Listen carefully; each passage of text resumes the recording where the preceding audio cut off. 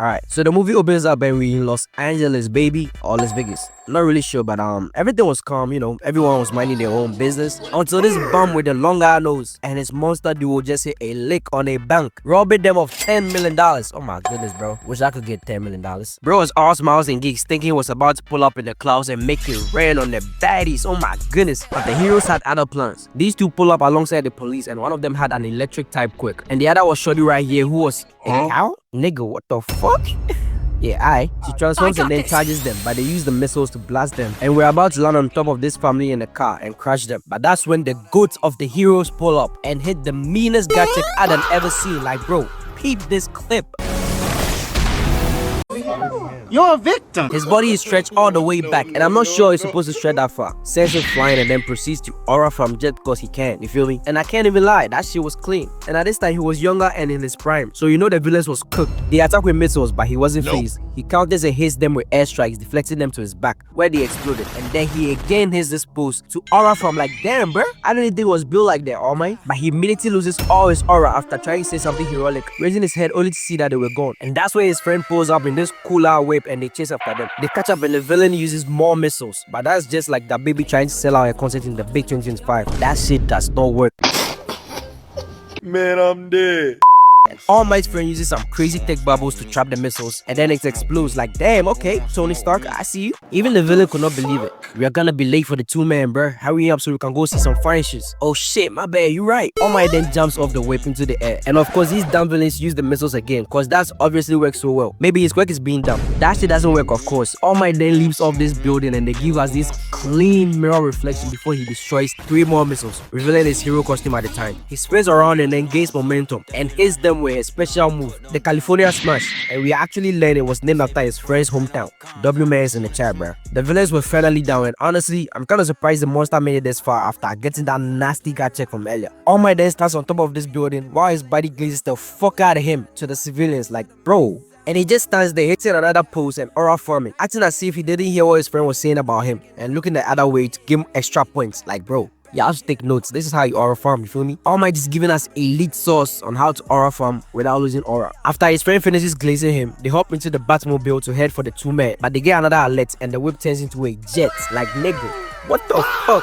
Yeah, his friend must be Tony Stark's long lost friend who trained under Batman. Don't ask me how, I don't know either. But turns out all of this was just All Might daydreaming about his prime while in his private jet with Deku. And sometimes I forget this nigga low-key got motion cause he's the #1 hero. Now they were headed to this futuristic island called I Island. Like, okay, someone was feeling they need to come up with a name. But anyways, this island was the same as Egghead from One Piece. It's futuristic, it can move around and hosted over 10,000 scientists. They was pulling out because the island held an event called the Expo or something. And All Might was invited, so he brought Deku along cause why not? And wait, now that I think about it, All Might ain't got no girl, he ain't got no wife, he's in his fucking 50s? Nigga, what the fuck? Cause someone explained to me why All Might ain't got no like, that shit does not make sense, bro. He's the #1 hero. Every girl on the planet should want him. So what the fuck is going on, bro? This island has so many scientists and stuff. They produce a lot of new tech to help the heroes, like support items and weapons and many more. Remember this for later. They land on the island and All Might transforms to keep up his appearance because at this point in the story, his secret hadn't come out yet and he hasn't fought All for One yet. So this was like literally the first movie of Hero Academia. Like, bro, I missed the prime Hero Academia, bro. They go through security and into the city where everyone immediately rushed to All Might's side as soon as they recognize him. Bro was covered with lipstick and hickeys after they was done with him, and this is what I'm thinking. All the bitches obviously want him, so why the fuck does he have no bitch, bro? Like,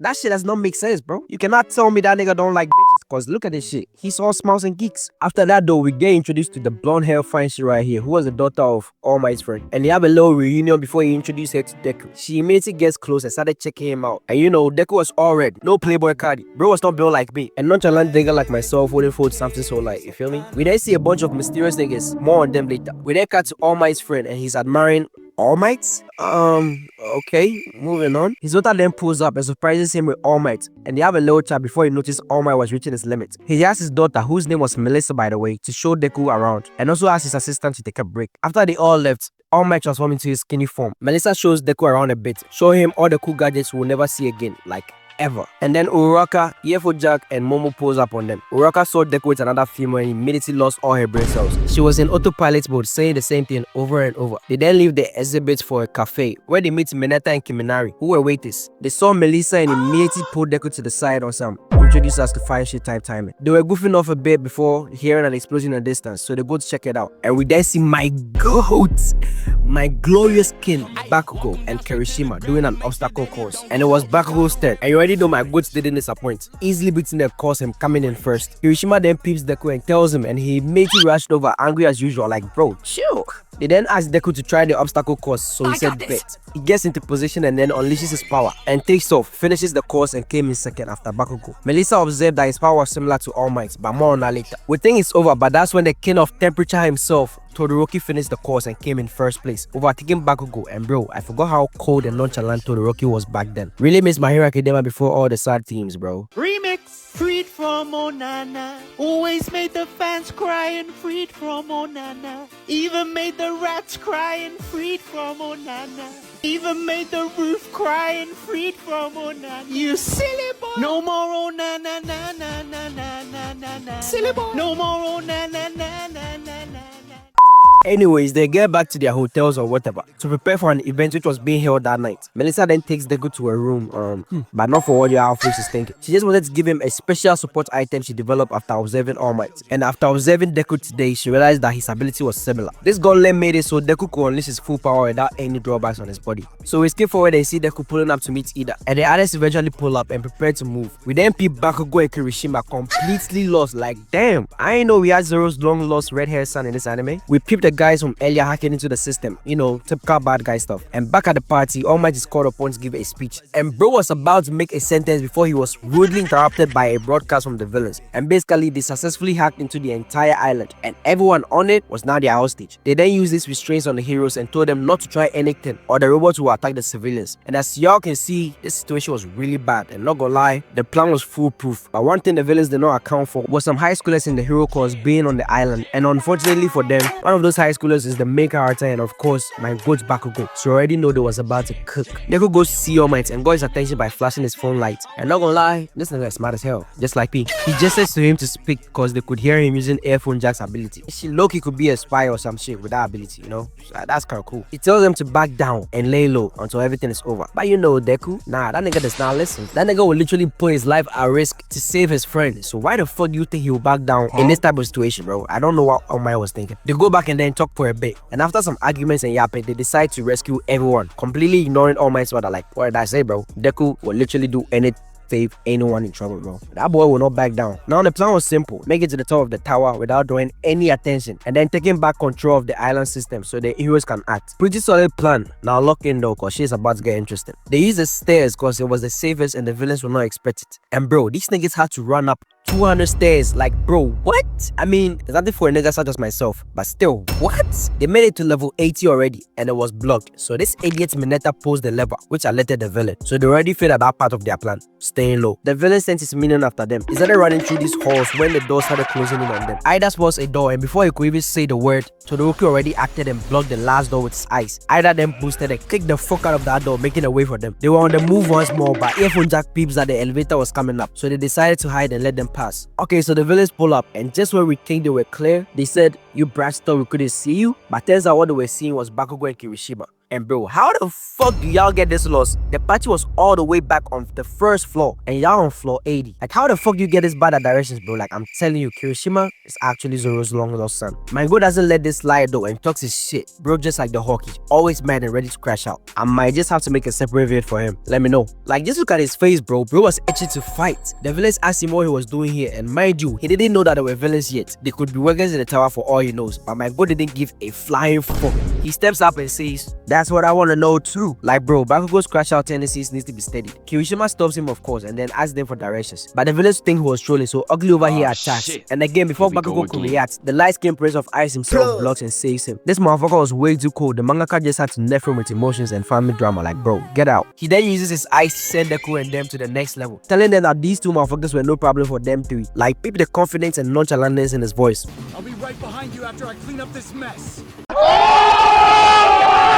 He explains the situation to Bakugo and Kirishima, and the other villain transforms into a beast 10, and then the squabble commences. Todoroki uses his eyes, but he breaks through. Bakugo pulls out from behind him though, blasting him and yelling, "Die!" This nigga is crazy. He then hits this pose to aura from job's not finished, low bro. He almost got a nasty right back. Kirishima gets hard. Ayo, pause, major pause. Kirishima uses his quirk and steps in front of him, sending him flying. Todoroki yells for Bakugo to dodge, and then uses his ice, but the villain uses his quirk to take care of it. And now it was a 2v2. Cut back to the gang and they got blocked again. Deku peeps a vent in the ceiling and they come up with a plan to make Mineta use his quirk to climb up to the tower and drop the vent, which has stairs. And I can confidently say this was the one time this horny motherfucker's quirk was actually useful. And not gonna lie, that was pretty dangerous because there was hella high and one wrong move and it was game over. But bro just thought of the praise he'll get from all the fine shit for saving the island and pulled it off. Melissa gave bro a compliment and all of a sudden bro was fired up and leading the charge. That's just the power of Pum Pum, y'all. That shit is one of the greatest, if not the greatest motivations in life. The villains peep that the kids are advancing more and more and calls out to the two Saints who were still battling Todoroki and Bakugo. Kirishima on the other hand never recovered from that one punch. Trash. Hey, but I want y'all to pick game real quick. Bakugo pulls out from the smoke and hits him with a blast. Weaves the overhead and then again moves through the air to get behind bro for another blast. Gets back down and then weaves the counter and then moves in close. Weaves again into another blast and bro has not landed a single hit on my goats like bro. Bakugo is weaved certified. He then backs up and immediately closes the distance again for another blast, which sends him crashing into Todoroki's eyes. W. Now I'm back to Todoroki and he was moving like any light-skinned nigga would. Clean.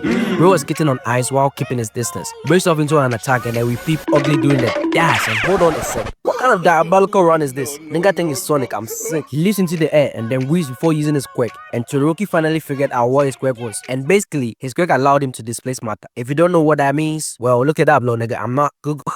I'm sorry, nah, I got you. This guy's not making matter disappear. He's displacing it. Bakugo had had enough, no Don Toliver, and then gets ready to end this. And remember, these were grown-up men with years of experience being villains, going up against high schoolers in their first year, and they were getting done like this, like bro, I'm crying. No wonder the older generation is scared of us. They hear the word YN and start hitting you with one of these. I just know they seeing clips of NBA young boys concerts on TikTok and they're just terrified, bro. Like all the wires in the city are gathered in one place. Like that's gotta be terrifying. Back to the anime though. He blasts up into the air and then uses his quirk to make his body spin really fast. Bro over here raging, he still thinks he stands a chance. Like I'm sick. Bakugo charges in and then hits him with one of his ultimate moves and one of my personal favorites. Creating a massive explosion, sending bro flying in his base form, with Bakugo taking the W. No surprise there, like bro, is anyone surprised? Anyone? No? Okay, let's move on. Ugly got salty about his body losing the fight and then tries displacing Bakugo's arm, but then instead got his shirt and his sweat. Like, ew, bruh. Todoroki immediately peeps game and then lights that bitch up, taking him out as well, ending the fight for good. Not gonna lie, Bakugo might as well solo the two of them because if you really think about it, it was a sweat that defeated it. Other guy, you know. Okay, I'm just happy. I'm just glazed, bro. I'm just glazed. They go on to check on Kirishima and this idiot was stuck in the wall. Still hard. Pause. Bakugo tells him to deactivate his quirk and they finally click to him. Like, I don't know, maybe his brain tends to rock as well. That's my man though. I still fuck with him. They try catching up to their classmates, but they get greeted by robots and there were a lot of them. The villains finally figured out that they were UA High Hero students. The boss tells them to be on alert and then release the doors so that they can pass freely, leading them into a trap. They made it to floor 130 and of course it was swarming with robots. Momo creates an electric resistant cloth to cover them, while Kaminari goes to fire the robots. He starts off with 1.3 million volts, but that doesn't work, so he ups it to 2 million. And those who are tapped into My Hero Academia knows that he gets really dumb after going beyond his limits. And bro, I'm not gonna lie, the mangaka did him so dirty. Bro had one of the best abilities and potential in the show, but unfortunately for him, he was a side character who the author didn't give a fuck about. Because my favorite character, my favorite, absolute favorite character, oh my god, bro, Killua vid coming sometime in the future, yo, promise you. My favorite character, Killua, was a side character as well and had similar abilities, and bro was standing out even more than Gon, who was the main character. That just goes to show you, bro. Kaminari gets dumb, and worst of all, his attack didn't work and they captured him. Momo then takes fast and then creates communication jammers. I sometimes forget that she's one of the smartest in class A. They started launching those while Mineta was throwing his balls at them. Horse. That sounded way too crazy, bro. Y'all should not clip this. Anyways, Ida and Deku then charging. Deku of course couldn't wait to go all out with his new gauntlet. Bro tries 30% and it works perfectly. Ida rescues Kaminari and they take off. Uroka then compliments Deku and he in turn thanks Melissa for making it. She was surprised to brought it along, but he admits that he didn't know how to take it off. And I know bro was lying and just waiting for a chance to test it, but I just can't prove it yet. They make it to floor 138 and they get swarmed by robots. Deku was immediately ready to get to work. And you see, I told you, bro was itching for a fight. This is the same nigga who was using his quirk while he was breaking his bones back then. Just keep the fight going. Like, bro, this nigga would literally put his thumb in his mouth and literally release his quirk. That shit could tear your cheek apart. But this nigga, this YN, this crash out, didn't give a flying fuck. He was only in for the glory. Like, what am I even saying, bro? Like, bro, this nigga is really just like Bakugo, but without the crash out tendencies. Or at least he tries to suppress his own and not show it. Bakugo just, lets everybody know that he's a crash out and a YN, you feel me? Melissa then tells him to calm his excited heart down, cause they couldn't risk destroying anything in that room. So they once again split up. Deku, Melissa, and Uraka take off while the rest stay behind to fight. Momo created a favorite weapon, a big black cannon. What the fuck did I think I was gonna say? Y'all some freaks. They couldn't hold off long though, and then they got captured. Melissa comes out with a plan to use Uraka's quirk to lift her and Deku up to the vent, so they can avoid any further encounters, since they were now so close to the last floor. Her plan was working, but the boss started swarming in, and these were looking bad. But my goat pulls out for the save, grinning from ear to ear. Bro was having the time of his life. And then Todoroki and Kirishima follow up. They started taking out the bots, but we cut Deku and they were being blown away by the wind turbines. So Todoroki thinks fast as usual and tells Bakugo to aim the propeller at Deku. Then uses his flame to send warm air towards Deku, sending him flying towards the building. And Bro's level of thinking is actually mad impressive. Deku uses his full power to break through and they were in. The boss gets elected and then he takes off. We then see Deku and Melissa having some personal time. And oh boy, I just know Uraka won't be happy to see this. They get interrupted by his sword hands over here, and he somehow got Deku hanging on the edge. Like, oh my god, bro. My Goat Bakugo would never, bro. Melissa interferes and then gets cut, which gave Deku just enough time to land a crazy right hook to the side of his jaw. That jaw will never be the same. RIP. They encountered two niggas with ARs, but Deku packs them up with ease, finally getting to level 200. They make it to the security room and peep that Melissa's dad and assistant were there. And I didn't mention it earlier, but yeah, the villain asked them to go there. He finally unlocked the vault, and turns out these two niggas were actually behind everything. So peep game real quick. The professor made a device that enhances quirk without any drawbacks or side effects, and it was so powerful that the board of directors or whatever said that, oh hell no, we can't make a device like this public, cause imagine a villain gets their hands on it. Foreshadowing. So they told him to stop developing it immediately and seize the prototype he came up with. The professor, however, had good intentions. He wanted to make it so All Might could be in his prime again, so the symbol of peace doesn't fade. So that's when his assistant came up with the idea to hire people to pretend to be villains so they could steal the device back. Melissa heard all of that and couldn't believe her ears, showing her dad the cash she got from the villains. The professor was obviously confused because they were supposed to be fake villains. And that's when the leader of the villains pulled up. And turns out the assistant betrayed the professor and hired real villains. And his reason was so fucking dumb, saying he wanted recognition for his work, and felt betrayed by the professor because he let their hard work be taken. Like, bruh, are you that fucking stupid? What the fuck do you think the villains are gonna do? Reward you? Like, nah, and I thought something this was supposed to be smart. Deku charges up and tries attacking, but he uses his quirk, which was the ability to control metal, to trap him. The assistant then hands over the briefcase to the villain, and like clockwork, the villain shoots him, saying that here's his reward. Like, oh my god, bro, this just made you look stupid as hell. Like, I thought you were supposed to be smart like that. Am I tripping? The villain tries to offer him, but the professor takes the bullets instead. Melissa tries rushing to her dad, but then gets slapped back. The villain, oh, okay, you know what? I'm tired of calling him that. So from now on, I grant thee the name Red Hair, cause his hair is red. Red Hair gives a villain speech and then knocks out the professor cause he wanted him to mass produce the device so he can sell it. And before he left, he was about to slam out the professor's daughter. Like, nah, bruh, how evil can you be? Deku wasn't about to let his first order fire ship be slimed out though, and finally broke free, charging it. Red Hair then summons a wall to block. Bro thinks it's Kakashi Sensei, and Deku uses that unspoken race to telepathically communicate with Melissa, and she instantly understood him, running off to take back control of the island security system. Red Hair sends this malnourished looking guy to go after her, blocking Deku once more, but that boy does some fast thinking and then bounces off the wall to get in front. Red Hair then sends some multiple attacks to crash him, but Deku stood his ground. Melissa makes it to the room and took control almost immediately, completing their plan and freeing the heroes. Red Hair had nothing else to do, so he makes his escape. Deku recovers and goes after him though, and then Melissa calls All Might and informs him of what was happening. They make it to the roof and to the escape choppers, but Deku was not far behind. Pulled up screaming for them to let the professor go, holding on to one shoulder. Now I don't know who he was feeling like, cause at this point in the story, bro don't even got his hero license, started running at them, and bro might be weaving his satisfied too, cause he weaving all these attacks with ease, smashing through some, going around it like bro was really moving. But the villain posed the oldest trick in the book, using the hostage to his advantage, making him stop the charge. Red Hair then clocks him with a metal punch, sending bro flying and rolling. He gets up to dodge two attacks, but then goes his ass with a third, and then smashes him, no pause, between two metal attacks. And as if getting smashed between two wasn't enough, he gets hit with a third. Like bro, chill, he's just a kid. He falls to the ground and then Red Hair makes his escape. And he would have gotten away with it too if it wasn't for this meddling kid. And bro should be dead right now. I don't know how he's still moving. Plot armor really a pain in the air for these villains, cause what the fuck. Deku gets up like he didn't just get smashed by 3 back-breaking attacks, and then charges in. And even Red Hair saw that this nigga wasn't playing games. Straight up told him, I gotta give it to you, kid. You sure act like a hero, but you're an idiot too. Knock him bro off the chopper.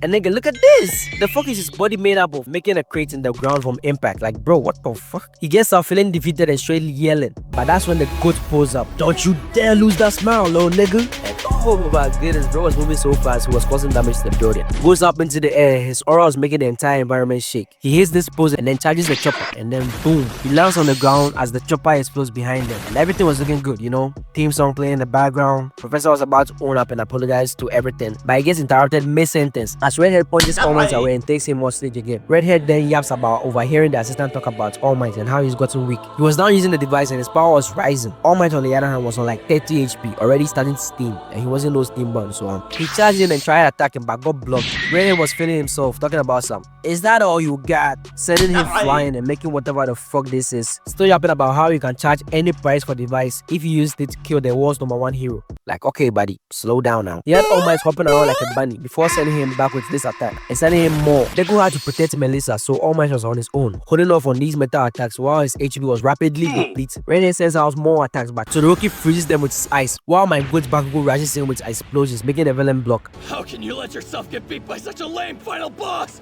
Hurry and take him down! Yes, sir! This nigga's spitting. The rest of the class pulled up as well, doing what they can to help. All Might started feeling geeked and motivated, powering up and charging in, straight weaving and breaking through the huge chunks of metal. And she was looking clean too, but he gets caught in between these metal strings, and the Redhead chokes him like, oh nah. You cannot let this shit slide, All Might. Being handled like this by another man is crazy. And as if that wasn't bad enough, he positioned his hand where All Might had gotten his injury from All For One, and inflicts pain, making All Might make sounds he never thought he could make. And somehow Deku felt the same pain, like, huh? Can someone explain to me in the comments? Anyways, we found out that Redhead made a deal with All For One before he came on this mission and got another quirk from him. All For One is a straight All Might hater, so the moment he heard All Might's sidekick was plotting something like this man was straight smiles and geeks and wanted to help. All Might was still somehow surprised by it. It's like, bro, that man is the incarnation of evil. He lives and breathes to commit atrocities. How the fuck are you surprised he was behind this? Redhead then sends him back and then smashes him between two black cubes of metal and then finish him.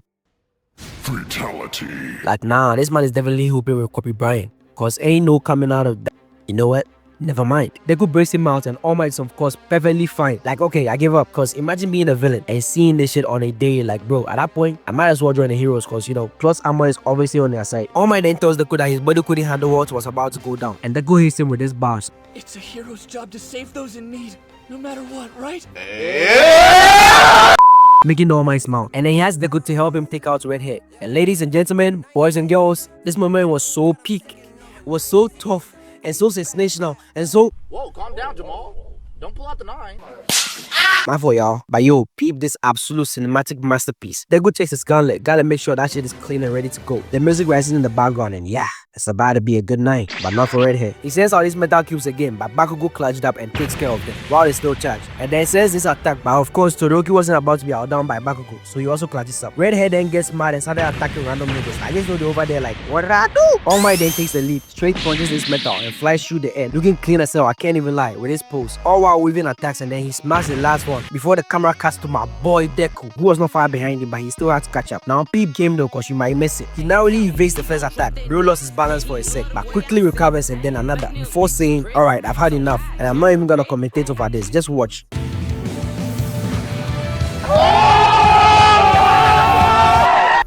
And bro, I gotta tell you, the first time I saw this movie and watched this scene, I was so geeked and happy. Like, my boy really came a long way from breaking his bones just from using his quirk to now doing shit like this. Like, this scene was so fucking cool. I had to rewatch it over and over again, and I'm so glad he started getting the love it deserved with all the TikTok edits I've been seeing lately. He breaks through the metal, hitting this clean up pose before finally catching up to his master, and they were moving in such perfect sync. You would have thought this was that one scene from Real Still. Melissa was just watching on, tears in the eyes, watching the teacher and student duo, and I know this moment was supposed to be wholesome, you know, but I just gotta spoil it. Like, I'm so sorry, cause how the fuck is he even keeping up with their movements? Like, bro, they're supposed to be moving so fast at this point that abnormal human beings shouldn't be able to keep up. But hey, I digress. Redhead makes this one final attack with this bigger cube, but Deku and All Might didn't give a fuck. These motherfuckers were telepathically hitting us with these bars. To overcome the crisis in front of you By giving everything you've got, and save people. no matter the cost! That's what makes someone A hero! completing each other's sentences without talking. That's how you know they love. We then see the artist and man goes wish you could do more, but sadly, you're not the main character. Don't worry, little bro. Your time gonna come. Foreshadowing. Redhead sends down the cube and they hit it with this double Detroit smash. And he tries holding on, but the teacher and student duo was too powerful, breaking through and continuing with the attack, while the others cheer them on. We get this clean animation of Deku powering up shirtless, and All Might hitting this unnecessary pose, going all out for one final attack. The background completely went white, and then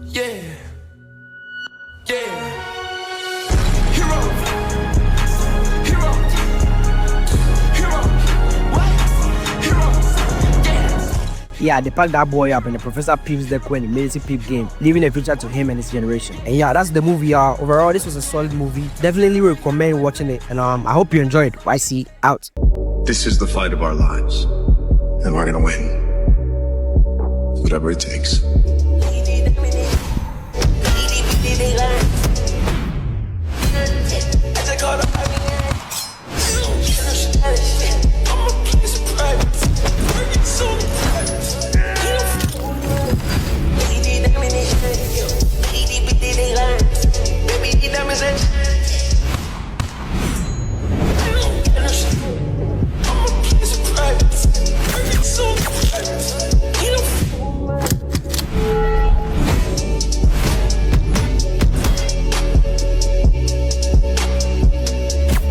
Listen to your mom.